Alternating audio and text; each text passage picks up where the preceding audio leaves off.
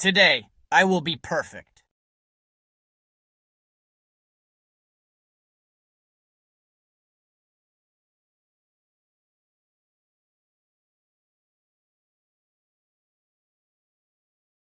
The path to perfection is simple, really. It's paved with just a few very reasonable, totally achievable rules. First, the most important one: absolutely no mistakes. Not a single one. Not a misplaced comma. Not a hair out of place. Not a single misstep. Zero tolerance for error. It's the foundation of a flawless existence. Second, a social imperative. Everyone must like me, not just tolerate me, not just think I'm okay. They must genuinely, unequivocally admire and approve of me, every single person, from the mail carrier to my boss to that squirrel who judges me from the tree outside my window. Universal adoration. It's non-negotiable. And third, the engine that drives it all. Always be productive. Every second must be optimized. Every moment must have a purpose. Downtime is a myth. Relaxation is a weakness. We are machines of accomplishment, constantly moving, constantly achieving, constantly validating our own existence through sheer output. Easy, right? The day begins, and it begins with flawlessness. The bed isn't just made, it's an architectural marvel. Hospital corners so sharp they could cut glass. The duvet, a serene, wrinkle-free landscape. My reflection, impeccable. Each tooth polished to a radiant sheen, a testament to my commitment to oral hygiene excellence. Even my morning coffee is a masterpiece of precision engineering. The beans, single origin, ethically sourced, ground to the exact micron. The water, heated to a scientifically proven 93.5 degrees Celsius. The foam, the foam is not just foam. It is a cloud of microbubbles, each one a tiny sphere of perfection, measured, verified, and documented. Look at me, flawless. Every action, every detail, a symphony of success.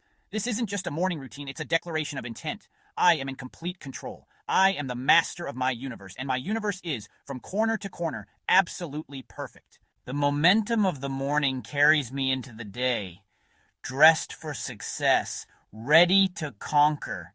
Every piece of the puzzle is in place.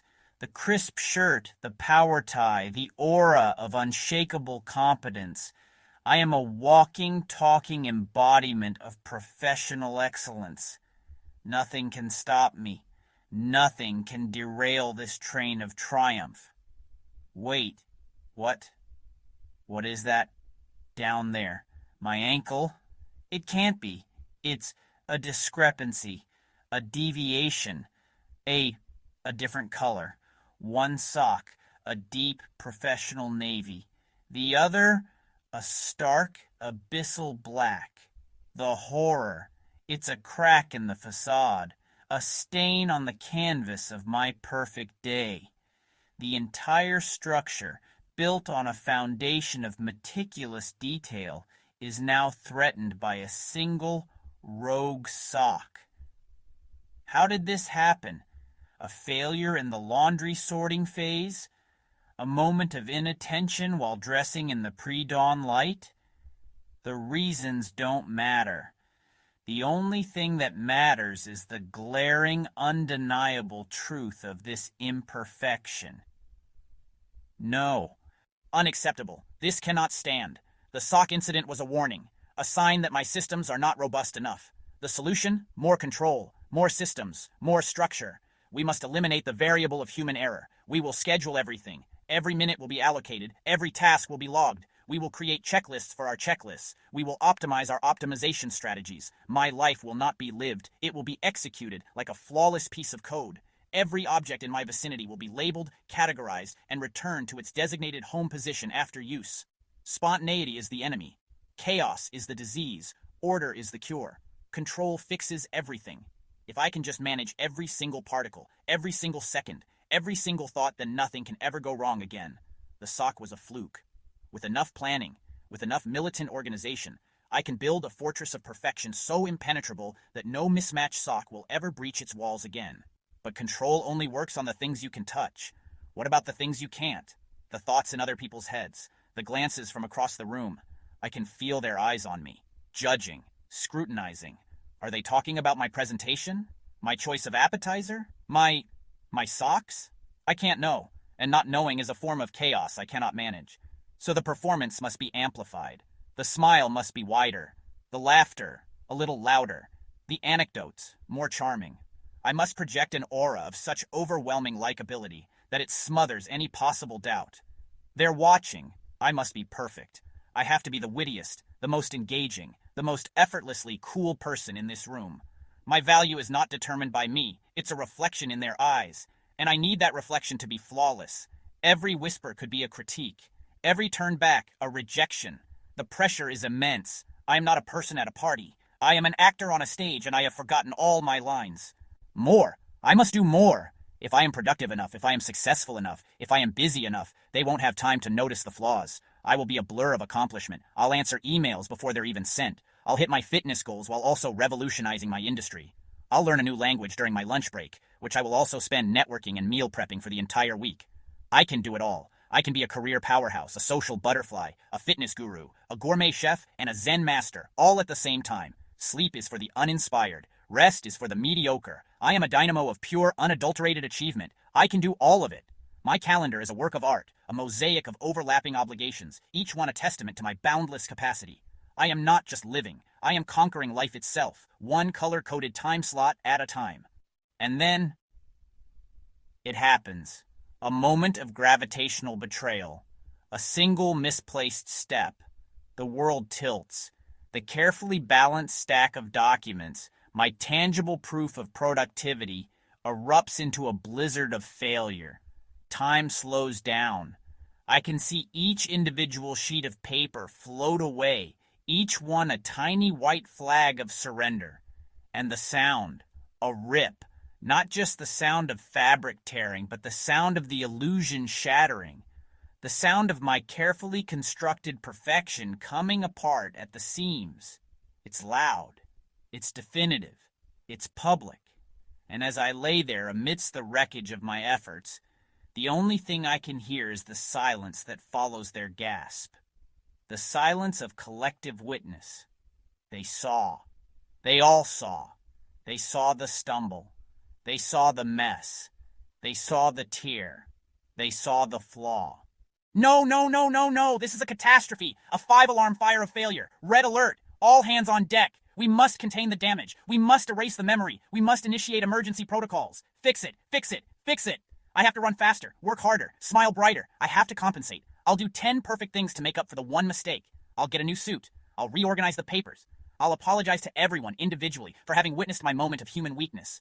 The checklist is growing. The expectations are multiplying. The pressure is building. It's a tidal wave, and I'm doggy paddling for my life. I can't let it catch me. I can't let the failure define me. I just have to keep moving, keep fixing, keep pretending until everyone forgets it ever happened, especially me. But you can't outrun it, because it's not behind you. It's inside you. The running stops, the noise fades, and I'm left here, alone, in the quiet. The frantic energy is gone, and all that's left is this heavy, hollow feeling. I did everything right. I followed all the rules. I checked all the boxes. I tried so hard, so why do I feel like I've lost? I built a fortress of perfection, but I'm the only one trapped inside it. I wanted everyone to like me, but now I'm completely alone. I wanted to be productive, but all I've produced is this crushing exhaustion. Why is it never enough? Why does every achievement just raise the bar? Why does every step forward just feel like I'm further behind? And in the quiet, a different kind of memory surfaces. Not of achievements or accolades, but of small moments. The time I helped a stranger pick up their dropped groceries, not for praise, but just because they needed help. The time I sat with a friend who was sad, not saying anything perfect, just being there. The time I laughed at a silly joke until I cried, with no concern for how I looked. In those moments, I wasn't trying to be perfect. I was just being kind, being present, being a friend. I wasn't performing. I wasn't trying to earn approval, and no one was keeping score. I was already enough. My worth wasn't on a checklist. It was in those quiet, imperfect, human connections. I look in the mirror and for the first time, I don't see the flaws. I don't see the mismatched sock or the torn suit or the failed tasks. I see the exhaustion. I see the weight of all those rules. I see the person I hurt the most in my quest for perfection. Me. I was so busy trying to be this flawless, idealized version of myself that I completely broke the real one. I demanded more from myself than I would ever demand from anyone else. I was my own harshest critic, my own cruelest judge. Perfect.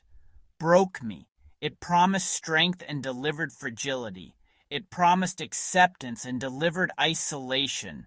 It promised success and delivered a profound sense of failure. It was a trap, and I walked right into it. The biggest lie perfectionism tells you is that your worth is conditional, that you have to earn it, that you have to be flawless to be valuable. But that's not true. Your worth is inherent. It's not something you build. It's something you are. Trying to be perfect isn't a noble pursuit. It's a form of self-harm. It's telling yourself over and over that the real you isn't good enough. Trying too hard hurts. It burns you out. It disconnects you from others. And it steals the joy from the simple act of living.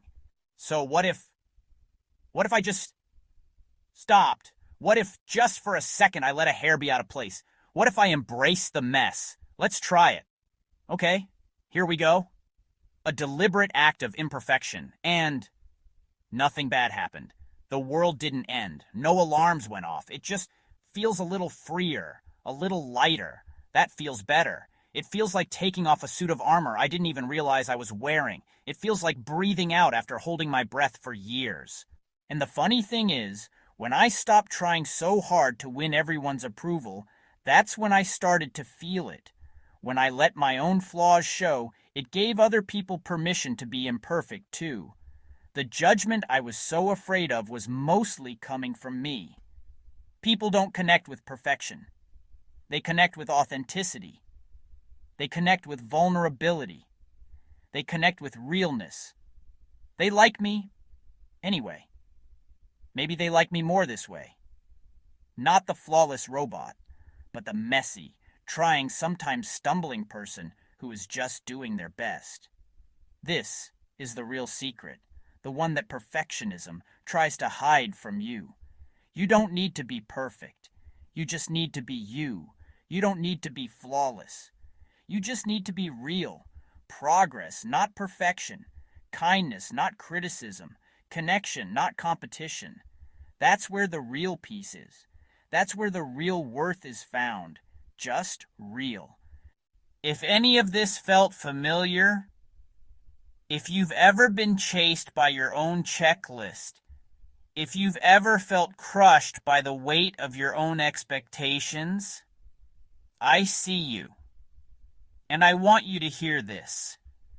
You are not lazy for needing rest. You are not a failure for making a mistake. You are not unlovable for being imperfect. If this is you, you're not broken. You're human. And that is more than enough. So the next time that voice in your head tells you that you have to be perfect, that you have to do more, be more, achieve more, remember this. Remember the chase. Remember the exhaustion. And remember that you have a choice. You're not alone in this feeling. If this story resonated with you, let us know in the comments. Let's create a space where it's okay to be imperfect together. Comment, I feel this, and subscribe.